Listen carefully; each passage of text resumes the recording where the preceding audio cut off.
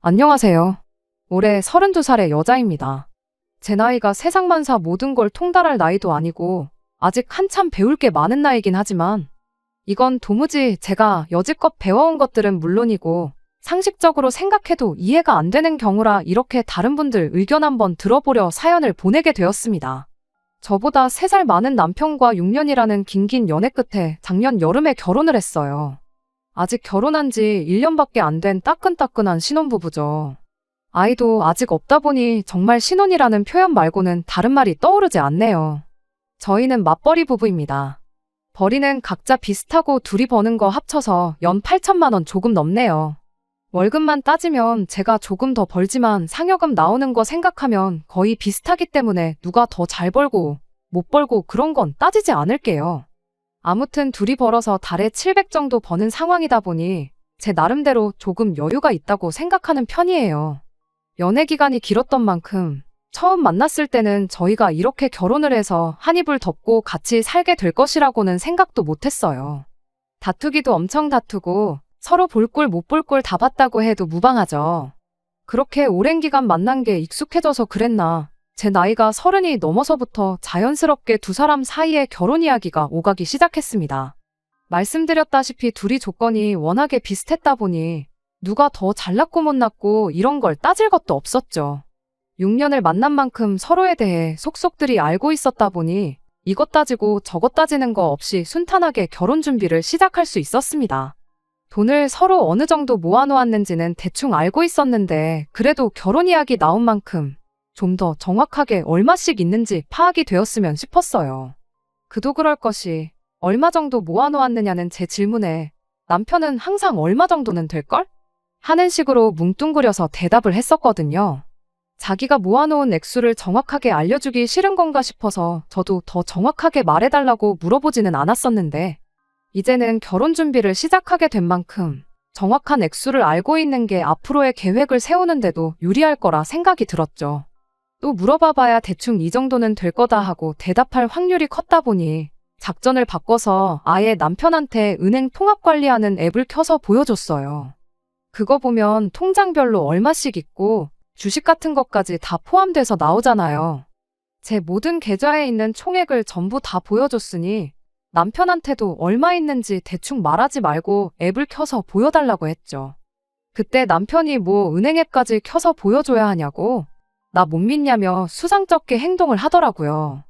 그래서 더더욱 그냥 넘어가면 안 되겠다 싶어서 남편을 닥달해서 결국 은행 앱을 켜게 만들어줬죠. 그런데 통장 모든 걸 합쳐서 600만 원 조금 넘게 가지고 있는 게 전부더라고요. 제 눈을 믿을 수가 없었죠. 그나마도 600만 원 들어있는 통장이 주택 청약 통장이었고 그 외에 통장 한 개에 푼돈 찌끄러기 하나 있는 게 전부였어요. 남편이 그제서야 설명해 주길 시어머니가 자기 월급 관리를 대신 해주고 있다는 사실을 말해주더군요. 자기는 평소에 한도 50만 원짜리 신용카드 2개로 살고 있다고요. 말인즉슨 한 달 용돈 100만 원으로 살다는 거죠. 카드가 2개인 이유는 하나는 한도까지 다 써도 되는 진짜 용돈 카드고 나머지 하나는 아낄 수 있으면 최대한 아껴서 쓰는 비상금 카드라더군요. 청약통장 제외하고 통장에 10몇만 원 찌끄러기 남아있는 건 통장에서 이거 나가고 저거 나가고 남는 잔돈들이 자연스럽게 모인 거래요. 그건 약간 보너스 느낌으로 어느 정도 모일 때까지는 절대 안 건드리는 그런 돈이랍니다. 나름 합리적으로 돈 관리를 하고 있는 것 같긴 했지만 솔직히 그 대답을 처음 들었을 때는 정말 뭐라 표현할 말이 따로 없을 만큼 처참한 기분이었습니다. 35살 먹은 남자가 아직도 용돈을 타서 쓴다는 건 제 상식선에서는 정말 이해할 수가 없었거든요. 그리고 6년이라는 긴 시간을 만났는데 어떻게 그런 걸 하나도 몰랐나 싶기도 했죠. 오래 만난 만큼 속속들이 이 사람을 알고 있어서 이젠 내 가족같이 익숙하고 편해서 결혼을 결심한 이유도 큰데 이미 시작부터 내가 이 사람의 모든 걸 알고 있는 게 아니었구나 하는 생각이 드니 그것도 기분이 참 그랬어요. 그때 남편한테 어떻게 그 나이에 아직도 엄마한테 돈을 맡기는 사람은 처음 봤다고 했는데 남편은 그걸 제가 마마보이라고 하는 거라 생각했는지 격한 반응을 보여왔습니다. 자기가 마마보이라서 엄마한테 돈을 맡긴 게 아니라고요. 원래 직장 생활 처음 시작했을 때는 직접 돈을 관리했다고 합니다. 그런데 자기가 씀씀이가 엄청 큰 편이다 보니 그때는 저축이라는 거 따로 하는 거 없이 그냥 월급이 들어오면 들어오는 대로 쓰기 바빴답니다. 나중 가선 당시 취지가 난 친구들 물주노릇까지 하면서 없는 술자리 일부러 만들어서 안 써도 되는 돈을 쓰고 올 만큼 과소비가 심했다네요. 그러다 나중에 가선 월급이 통장에 들어오자마자 카드값으로 남김없이 빠져나가는 지경에 이르렀고, 그런데 그 와중에 또 쓰던 버릇이 있다 보니 신용카드로 현금 서비스까지 받아가며 돈을 펑펑 써댔답니다. 그러다 그 사실을 알게 된 시어머니가 연체된 카드값 300만 원을 한 번에 갚아주시고 그 뒤로 남편 월급 관리를 대신 해주게 되었던 거라네요. 그 뒤로 남편은 용돈을 탔으면서 절제된 삶을 살 수 있게 된 거랍니다. 쓸 돈이 없게 되니 매일같이 술 먹자고 연락하던 가짜 친구들도 떨어져 나갔대요. 어머니 덕분에 또 인생에 하등 도움이 안 되는 거머리 같은 친구들을 정리할 수 있었다고 하는 소리였죠. 어머니가 시키는 대로만 했는데 인생이 바뀌었다며 옛말에 어른들 말 들어서 안 좋을 게 없다는 말도 못 들어봤냐고. 평생을 아버지가 벌어오는 돈 관리해서 그 돈으로 집도 사시고 그 후로 이사도 2번이나 하면서 재산도 불려나가신 분이시라고. 인생의 경험치가 우리보다 몇 배는 쌓여 있을 텐데 자기가 관리하는 것보다 어머니가 관리하는 게 훨씬 더 잘하면 잘하셨을 거라고요. 모르긴 몰라도 그때 어머니한테 돈 관리 안 맡기고 그냥 자기가 돈 관리를 했다면 자기 통장에 돈은커녕 지금 당장도 빚더미에 허덕이면서 살고 있을 거라는 소리를 하는 겁니다. 그 모습에 아찔하긴 했지만 그래도 결혼하고 나면 어머니한테 돈 관리 맡길 생각은 없다고 경제권은 다시 가져올 거랍니다.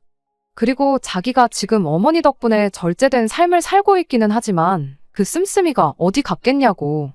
결혼하면 돈 관리는 저한테 전부 맡기겠다며 자기는 지금 하는 대로 50만 원 한도 신용카드 2개면 충분하다고 말을 해주더라고요.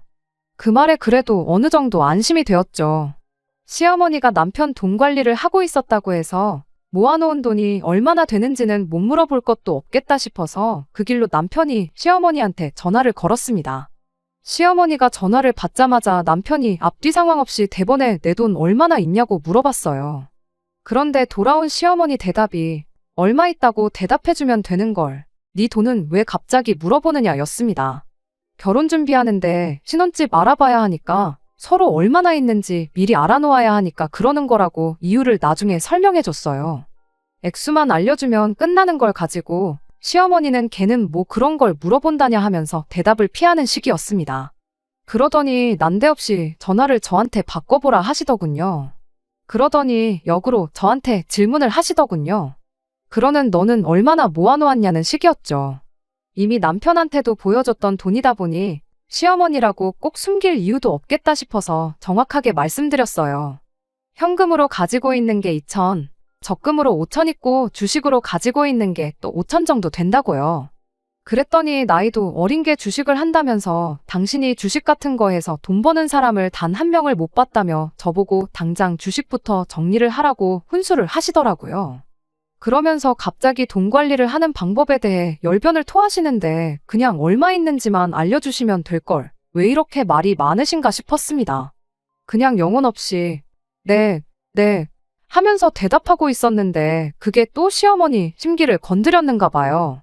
주절주절 돈 주고도 못 배운다는 시어머니의 돈 관리 비법에 대해서 열변을 토하시다가 난데없이 저한테 성질을 내기 시작했거든요. 난데없이 아직 양가 상견례도 안 하지 않았냐. 어른들끼리 말도 나누지 않았는데 벌써부터 돈이 얼마나 있는지 그런 거 알아보는 거 그거 예의가 아니다 하면서 네 모은 돈보다 많이 모아놓았으니 쓸데없는 걱정 말아라 하면서 결국 액수는 끝까지 말을 안 해주고 그렇게 전화를 끊어버렸어요. 제가 모은 것보다 많이 모아놓았다는 게 사실 반쪽짜리 답변이나 마찬가지잖아요. 그저 본격적인 준비를 시작하기 전에 미리 좀 알고 싶어서 그러는 건데 이걸 가지고 난데없이 잔소리까지 들어야 하나 싶었습니다. 그래도 최대한 좋게 생각하기로 했어요. 시어머니가 왜 그렇게까지 저한테 성질을 낸 건지 좀 더 생각해봤다면 참 좋았겠지만 이미 지나간 일, 이제 와서 후회해서 뭐 하겠나요? 그때는 그저 제 돈보다 많이 모아놓으셨다는 그 말을 믿는 수밖에 없었죠. 남편이 모아놓은 돈을 제가 모아놓은 돈과 똑같은 액수라고 가정하면 나중에 정확한 금액을 알게 되었을 때 미리 예산 잡아놓은 것보다 단돈 10,000원이라도 더 많은 거잖아요. 타이트하게 예산 잡아놓았다가 여윳돈이 생기면 오히려 우리한테 더 좋은 거 아니겠냐 그렇게 생각하기로 하고 말았죠. 암만 저보다 더 모았다고 해봐야 둘이 벌이가 비슷한데 어머님이 암만 아끼고 잘 모았다고 해봐야 그렇게 큰 차이는 없겠구나 싶었거든요. 게다가 남편이 용돈으로 매달 100만 원 정도 가져가는 것도 알고 있었고 그 외에 보험이라든지 포뇨금이라든지 그런 것도 따로 남편 월급에서 나가고 있는 것도 알게 되었으니 대충 계산해보면 정말 저랑 모아놓은 돈이 큰 차이가 없겠구나 그런 생각이었어요. 더 모아놓았다고 한들 그게 뭐 10억, 20억 더 모아놓은 것도 아닐 텐데 액수가 정확히 얼마인지 집착할 필요는 없겠다는 생각이었습니다. 가장 중요한 건 무엇보다도 남편이 결혼하면 더 이상 시어머니한테 경제권을 맡기는 게 아니라 저한테 맡기겠다는 사실 하나뿐이었죠. 그렇게 남편과 본격적인 결혼 준비를 시작하게 되었습니다. 어차피 신혼집 구하는 건 맨 나중에 문제였다 보니 차근차근 하나씩 알아보기 시작했지요. 일단 양가에 먼저 결혼 허락을 받으러 다녀왔어요. 남편을 먼저 저희 집에 인사시켰고 다음에 제가 시댁에 인사를 드리러 다녀왔지요. 제가 시댁에 갔던 날 시어머니는 굳이 대신 관리해주고 있던 남편 돈에 대해서 언급을 하지 않았습니다. 진짜로 양가 상견례가 있는 날까지 안 알려주시려는 건가 그렇게 생각하고 말았죠. 굳이 거기서 돈 이야기 꺼냈다가 또 한바탕 하는 것보다 직접 말해줄 때까지 기다리는 게 맞다고 생각했어요. 어차피 남편이 모아놓은 돈이나 내 돈이나 똑같은 액수라고 생각하기로 했다 보니 저도 더 이상 궁금해하지 않기로 생각을 했거든요. 그런데 정작 상견례 날에도 예단이니 예물이니 그런 이야기만 주고받을 뿐 남편의 돈에 대해서 따로 말을 해주지 않았습니다. 그때쯤 되니 안 알려주는데 다른 이유가 있는 게 아닐까 하는 생각이 들기 시작했고 그 생각은 걱정거리로 바뀌어 조바심까지 나기 시작했어요. 한편으로는 설마 자식 돈인데 그 돈으로 뭘 했겠어 싶었지만 굳이 끝에서 끝까지 안 알려주는 이유가 무언가 싶었어요. 남편이 모아놓은 돈이 얼마나 되는지 알게 된 건 결혼 준비가 어느 정도 막바지에 이르렀을 무렵이었어요. 처음 돈 이야기가 나오고 나서 딱 5개월이 지난 시점이었죠. 시어머니가 모아놓은 남편 돈은 대략 1억 4천만 원이었어요. 그때서야 왜 시어머니가 여지껏 시간만 질질 끌면서 끝까지 얼마나 모아놓았는지 안 알려준 이유가 뭔지 딱 알게 되었습니다. 액수를 듣자마자 처음 시어머니가 저한테 너는 얼마나 모아놓았길래 그러냐고 물어본 게 딱 생각나더라고요. 사실 모아놓은 돈이 저랑 별반 차이가 없었던 게 그동안 남편 돈을 숨긴 이유구나 싶은 생각이 들었어요. 그때 제가 모아놓은 돈이 이래서 얼마, 저래서 얼마 하고 다 말씀드렸다고 했잖아요. 그 돈이 다 합치면 1억 2천 정도 되었습니다. 시어머니 딴에는 무언가 남자가 여자랑 비슷하게 해온다는 느낌이 들어서 그게 싫어서 숨겼던 게 아닐까 싶었어요. 보아하니 시간 끌면서 남편 월급 고스란히 모아서 그 돈까지 합칠 생각이었나 본데 저 또한 지난 5개월 동안 월급 받았다고 돈을 펑펑 쓰고 그랬던 게 아니었거든요. 결혼을 앞두고 있던 시점이었다 보니 오히려 저도 나름대로 절약을 하고 있던 상황이었어요. 5달치 월급을 엎어서 주면 확실히 저보다 2천은 더 해가는 그림을 만들 수 있을 거라 생각하셨던 건가 본데 저도 월급 받는 직장인이고 시간 지나면 돈이 더 모인다는 것까지는 상정을 못했구나 싶었습니다. 어차피 비슷하게 모아놓았을 거라는 생각이었다 보니 오히려 그 돈이 실제로 있다는 사실만으로도 안도할 수 있었어요. 지난 몇 달 동안 혹시 그 돈이 없는 건 아닌가 엄청 걱정을 했었거든요. 그리고 비슷하게 반반 결혼하는 편이 제 입장에서는 훨씬 나은 상황이기도 했으니까요. 고작 1,000만 원, 2천만 원 차이로 우리 집이 더 해왔네 하면서 시댁에 끌려다니는 것보다야 둘이 반반 결혼하는 그림이 저한테는 더할 나위 없이 좋은 그림이었습니다. 그 와중에도 시어머니는 온갖 생색을 내기 시작했어요. 저한테 고마운 줄 알라며 당신이 아들 돈 관리해준 덕분에 이만큼 가지고 올 수 있었던 거라면서요. 참 하고 싶은 말이 많았습니다. 아들 돈 모아준 게 아들한테 좋은 거지. 사실 저한테 좋을 건 하나도 없는 거나 마찬가지잖아요. 그런데 마치 말하는 게 힘들게 돈 모아서 남 좋은 일 시킨다는 식으로 생색을 내고 계시니 솔직히 그때는 기분이 썩 좋지는 않았어요. 아무튼 결혼 준비도 애초에 남편 돈이 저랑 차이가 없을 거라 상정하고 준비를 했다 보니 그 이후로 남은 모든 것들은 아무 문제 없이 순탄하게 준비할 수 있었고, 그렇게 남편과 저는 작년 여름에 식을 올리고 그렇게 결혼 생활을 시작하게 되었습니다. 그때까지는 몰랐죠. 이제 시어머니와 대립할 건덕지도 없어졌고 그냥 행복하게 결혼 생활하면 되겠구나 싶었는데, 대신 관리해준 그 잘난 아들 월급 때문에 시어머니가 온갖 생색을 내면서 스트레스를 주기 시작했어요. 처음 결혼하고 나서는 별다른 문제가 없었습니다. 발단은 결혼하고 맞는 첫 명절인 추석을 보내면서였어요. 명절이다 보니 양가에 100만 원 봉투 하나씩 만들어서 두둑하게 준비를 했는데, 시어머니 반응이 내가 니들한테 해준 돈이 얼만데 용돈이라고 고작 이것밖에 안 주냐며 짜증을 내기 시작했습니다. 솔직히 어머님 아버님한테 100만 원씩 200을 드렸는데 그 정도면 결코 적게 했다고 보지 않거든요. 첫 명절이니만큼 남들이 평균적으로 한다는 것보다 훨씬 많이 준비한 건데, 꼭 고맙다는 말을 듣고 싶었던 건 아니지만 이것밖에 안 주냐고 한 소리 들을 줄은 정말 생각도 못했습니다. 심지어 남편이 여지껏 직장 생활하면서 벌어온 월급을 모아주기만 하셨을 뿐인데 그 돈이 마치 당신이 저희 결혼할 때 얼마 큰 돈 해준 것처럼 말까지 하는 게 어이가 없었어요. 저도 500만 원 정도 덜 해오긴 했지만 따지고 보면 똑같이 해온 건데 굳이 시어머니가 그렇게 우겨댄다고 해서 시어머니 요구를 들어줄 필요도 없었죠. 그런데 그런 식으로 시어머니와 불화가 계속되니 결국엔 남편이 버티지 못하고 중재안을 꺼내더군요. 그럴 게 아니고 그냥 매달 어머님한테 용돈으로나마 30만 원 정도 보내드리면 어떻겠느냐고요. 그리고 명절이나 생신 때 드리기로 했던 돈도 100만 원씩이 아니라 남들 주는 만큼만 줄이기로 하고요. 시아버지는 용돈 그런 거 따지는 분이 아니시니 매달 보내드리는 30만 원에 당신 목도 포함돼 있다고 생각하실 거라고, 그렇게 해서 총액을 따지고 보면 결과적으로 시어머니 용돈이라고 나가는 돈이 특별한 날이라고 100만 원씩 드리는 거랑 비교해보면 조금 더 드리긴 하겠지만 그게 당장 우리 가게에 큰 타격을 주는 것도 아니지 않냐며 저를 설득해왔어요. 제 생각에도 나름 합리적인 방안이라고 생각해서 그러기로 했죠. 그런데 또 그 다음번 명절인 설이 돼서 그때는 또 저번엔 100만 원을 주더니 이번에는 절반도 안 되는 돈을 용돈이라고 가지고 왔냐면서 엄청나게 성질을 부려대셨죠. 그때는 잔소리 하시는 거 그냥 한 귀로 듣고 한 귀로 흘렸는데, 몇 달 전 어버이날에 남편이 또 잔소리 들을 수도 있는데 이번엔 그냥 100만 원을 드리는 게 어떻겠냐고 물어오더군요. 해주고도 욕먹는 게 싫어서 결국 그렇게 하기로 했는데, 얼마 전 시어머니가 내가 뭐 애들도 아니고 한 달에 용돈이 30만 원이 뭐냐며 못해도 100만 원씩은 받아야겠다는 연락을 해왔습니다. 당신이 아들 대학 다닐 때도 용돈을 그것보다는 많이 줬다면서 요즘 물가가 미쳐 날뛰는데 30만 원 가지고 뭐 어디다 쓰냐고 그걸 돈이라고 주냐면서 말이죠. 그 자식 씀씀이의 당신 아니었으면 애인한테 뭐 사다 바치고 친구들 술 사주고 그런다고 1억 4천은커녕 4천만 원도 못 모았을 거라고 뭐라 하시는데, 남편이 회사 생활 시작하고 처음 연애한 게 저였는데 차라리 애인한테 뭐라도 사다 바치고 그래서 모아놓은 돈이 없었다면 당장 저한테 그만큼 뭐라도 남아있었지 않았겠나요? 정말 어이가 없었죠.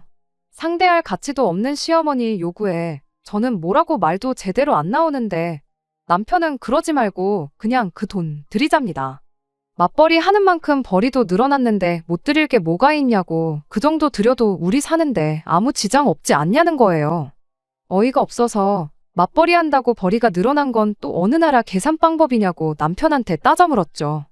둘이 버는 걸 합친 거지 월급이 오른 것도 아닌데 말도 안 되는 헛소리 좀 하지 말라고. 1년에 시어머니한테만 1,000만 원을 넘게 갖다 바치게 생겼는데 오히려 벌이가 줄어드는 거 아니냐고 한마디 따졌죠. 그랬더니 남편이 결국엔 시어머니랑 똑같은 말을 하는 겁니다. 그래도 어머니 덕분에 자기가 돈을 그만큼 모은 거 아니겠냐고요. 어머니 아니었으면 당장 우리가 이렇게 누리고 살 수나 있었겠냐고 한마디 하는 겁니다. 그래서 시어머니한테 하려다 말았던 말을 남편한테 했어요. 어머님 말 맞다나 당신이 직접 돈 관리를 했어서 애인한테 뭐라도 사다 바쳤다면 당장 내 손에 뭐라도 남아있지 않았겠냐고. 차라리 그게 훨씬 나았겠다고요. 그 돈이 당신 좋으라고 모아준 돈이지. 당신도 그렇고 어머님도 그렇고 왜 자꾸 그걸 날 위해서 모아준 것처럼 말하는 거냐고 따졌더니 남편이 끝까지 그래도 그 돈이 있었으니까 결혼이나마 할 수 있었던 거 아니겠냐고 그러는 겁니다. 지금 우리가 행복하게 살 수 있는 건 전부 시어머니 공이 크다고 기어이 어머니 요구대로 달 100만 원을 드리겠다고 고집 부리는데 결국 그것 때문에 대판 싸우고 현재는 서로 말 한마디 주고받지 않는 냉전 상태예요. 차라리 그 돈이 없었다면 사람 됨됨이라도 더 자세하게 봤을 것 같아요. 6년 만나면서 모아놓은 돈 한 푼도 없었을지라도 인생에 좋은 동반자가 될 수 있는지 아닌지 그런 부분을 말이죠. 그런데 이제 보니 사람 됨됨이가 아주 꽝이니 그게 문제였죠. 이런 사람인 줄 알았다면 모아놓은 돈이 그만큼이 아니라 그거의 2배, 3배가 있었어도 결혼을 다시 생각해봤을 텐데 싶어요. 남편은 끝까지 자기가 돈이 없었다면 이 결혼도 없었을 거고 꼭 시어머니가 돈을 대신 관리해준 게 아니라 자식된 도리로 그 정도 드리는 건 아무 문제가 없다고 우겨대는데 아무리 몇 번을 다시 생각해도 결혼 전에 자기 결혼자금 모으는 게 자기를 위해서 모으는 돈이지 배우자를 위해서 모으는 돈은 아니라는 게 제 생각이거든요. 그런데 귀에 딱지가 않게 같은 소리를 들어서 그런가 어쨌든 결혼해서 그 덕을 보고 있으니 그게 저를 위한 돈인가 싶기도 해요. 도무지 의견이 좁혀지지가 않아서 다른 분들 의견은 어떤지 한번 물어보고 싶어 이렇게 사연을 보내게 되었습니다. 그냥 효도하는 셈 치고 그 돈을 보내드리는 게 맞는 건가요? 안녕하세요. 지난 여름쯤에 시어머니 용돈 문제로 사연을 보냈던 쓰니입니다. 결국 남편과 이혼하게 되었는데 그 이야기를 하려고 이렇게 다시 사연을 보내게 되었습니다. 그날 이후로 결국 남편과는 의견을 좁히지 못했습니다. 다만 제 고집에 용돈을 30만 원 드리는 걸 유지하는 쪽으로 최종 합의가 되긴 했어요. 남편은 끝까지 못마땅해 했지만 경제권을 저한테 넘기기로 했는데 남편 입장에서는 그만큼이라도 보내드리는 게 맞겠다 싶었는지 결국 제 의견을 따라주더군요. 그런데 문제는 시어머니가 돈 얼마 모아주고 그런 게 중요한 게 아니었어요. 용돈 문제만 해결되면 남편과 아무런 문제도 없겠다 생각했는데 어마어마한 게 저를 기다리고 있었습니다. 시어머니가 콕 집어서 100만 원을 요구한 데에는 다 이유가 있었던 거죠. 애초에 시어머니가 모아놓은 그 1억 4천이 남편 돈이 아니었던 게 문제였어요. 그 부분은 남편도 모르고 있었습니다. 용돈을 30만 원만 드리기로 하고 나서 시어머니가 더 이상은 이렇게 못 살겠다며 저희 집에 짐 싸들고 찾아왔어요. 용돈이랑 시어머니가 짐까지 싸들고 찾아와 합가를 하겠다는 게 무슨 상관인가 싶었는데 알고 보니 시어머니가 남편 돈을 해준다고 시댁을 담보로 대출을 받았다는 걸 알게 되었습니다. 말인즉슨 모아놓았다던 남편 돈은 사실 애초에 한 푼도 없었던 거나 마찬가지였던 거죠. 5개월 동안 돈 이야기 안 꺼낸 게 몇 달치 월급이나마 포함해서 모아놓은 돈 액수를 올리려고 시간을 끌었던 게 아니라 그 시간 동안 돈 빌리러 다녔다는 거예요. 당장 아버님이 일하고 있어 이자를 어찌어찌 낼 수는 있었지만 이자가 나가는 만큼 생활비가 줄어드니 버틸 재간이 없었던 거죠. 그리고 모르긴 몰라도 그동안 남편 월급 관리해준다는 명목하에 그 돈을 쓰고 싶은 데다가 펑펑 쓰셨던 것 같은데 그렇게 쓰다가 막상 아들 장가 보내고 이자 때문에 생활비까지 줄어드니 견딜 재간이 없었던 거죠. 그나마 어떻게든 저희한테 용돈이랍시고 100만 원씩 뜯어내 그걸로 이자 부담 줄이고 살아보시려고 했던 건데 제가 끝까지 용돈 30만 원 이상은 못 드린다는 입장을 고수하고 있으니 이젠 더는 이렇게는 못 살겠다 싶어서 짐 싸들고 저희 집에 찾아온 겁니다. 살고 있는 집을 아예 정리해서 그 빚을 갚아버리겠다는 소리였죠. 그리고 그렇게 되면 당장 살 곳이 없어지는 거니 저희 집에 들어와서 살겠다는 거예요. 일부러 겨울 되자마자 찾아오신 거 보면 이제 날 추워지는데 설마 자기들을 내쫓겠어 하는 생각으로 오신 게 아닐까 싶어요. 그렇게 쳐들어와서 오늘부터 나를 모셔라 하는 시어머니와 죽어도 그렇게는 못하겠다는 제가 대판 싸웠죠. 경비실에서까지 찾아와 주변 이웃들한테 항의 전화가 빗발친다며 저희를 뜯어말렸고 그래도 상황이 나아지지 않았죠. 결국 나중에 경찰분들까지 오셔서 그제서야 상황이 일단락되었습니다. 당장 집을 팔고 빚을 청산해서 찾아온 게 아니었다 보니 시어머니는 짐 싸들고 온 것만 두고 몸만 집으로 돌아가셨어요. 그것만 봐도 합가할 때까지 계속 찾아오겠다는 시어머니의 강한 의지가 다 느껴졌습니다. 그래서 남편하고 한참 동안 이야기했어요. 나는 이렇게 살 생각 없다고 말이죠. 하지만 그래도 부모인데 자식 입장에서 그런 어머니를 어떻게 두고 볼 수 있었겠나요? 남편은 끝까지 그래도 어떻게 이 상황에 모르는 척을 할 수 있겠냐며 저보고 어떻게 좀 안 되겠냐는 식으로 합가를 강요하더군요. 이러나 저러나 자기가 1억 4천 해온 사실은 변함이 없지 않냐는 겁니다. 사람이 어떻게 이렇게 뻔뻔할 수가 있나 싶었지요. 제가 뭐 맨몸으로 결혼해서 남편 등골 빨아먹으면서 살고 있던 것도 아니었잖아요. 거의 똑같은 돈 들고 와서 결혼했는데 결혼 전부터 거짓투성이었던 시어머니를 모시고 살라는 건 말도 안 되는 소리였습니다. 그래서 남편한테 한마디 해줬어요. 세상이 뒤집어져도 시어머니 모시고 살 생각은 눈꼽만치도 없으니 꿈깨라고요. 100번 양보해서 시어머니가 당신 돈을 나를 위해 모아줬다는 식으로 생색 한 번 안 내고 우리 결혼하고 나서도 돈 때문에 스트레스 한 번 안 주고 나랑 좋은 관계를 유지하셨었더라면 나한테 거짓말 하나 한 적 없고 차라리 뭐 사기를 당해서 집까지 날려먹게 된 상황이었다면 아마 모시고 사는 거 생각해 봤을 거라고요. 그런데 그런 것도 아닌데 내가 무슨 이유로 시어머니를 모셔야 하는지 설명 좀 해보라고 했죠. 남편은 한참을 생각하더니 그래도 이미 결혼했는데 이제 와서 어떻게 할 거냐는 식으로 대답을 하더라고요. 그래서 제가 먼저 남편한테 이혼 이야기 꺼냈습니다.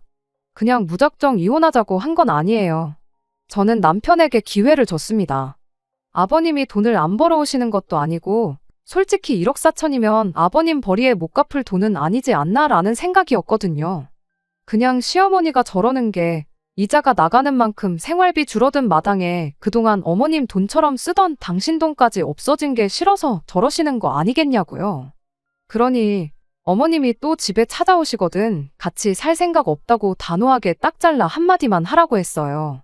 그럼 그동안 어머님이 나를 속였던 거 그냥 당신 돈 빌려간 거 집 담보 잡고 대출 받아서 갚은 거라고 생각하고 그냥 오늘 있었던 일은 가슴속에 묻어두고 아무 일도 없었던 것처럼 살겠다고요. 하지만 남편은 그런 저희 제안에도 어머님을 택하더군요. 합가는 못한다고 이야기하겠다고 대답은 했지만 그럼 대출금이라도 우리가 갚아드리면 어떻겠냐고. 어차피 매달 용돈 100만 원씩 드리는 쪽으로 이야기하지 않았냐고. 용돈 드린다고 생각하면 되는 거 아니겠냐며 끝까지 저로 하여금 시어머니한테 돈을 퍼주는 쪽으로 이야기를 꺼내는 겁니다. 자기 딴에는 시어머니와 합가를 막으면서 동시에 어머니 빚도 갚아줄 수 있는 나름의 중간 역할을 했다고 생각하는 것 같은데 그건 지 혼자만의 생각이었지. 저한테는 그냥 이혼하자는 소리로밖에 안 들렸어요. 그래서 그냥 알겠다고 한마디 대답해주고 그날부로 당장 이혼 서류부터 준비했죠. 남편이 이혼 안 해준다고 하면 소송까지 불사할 생각이었어요.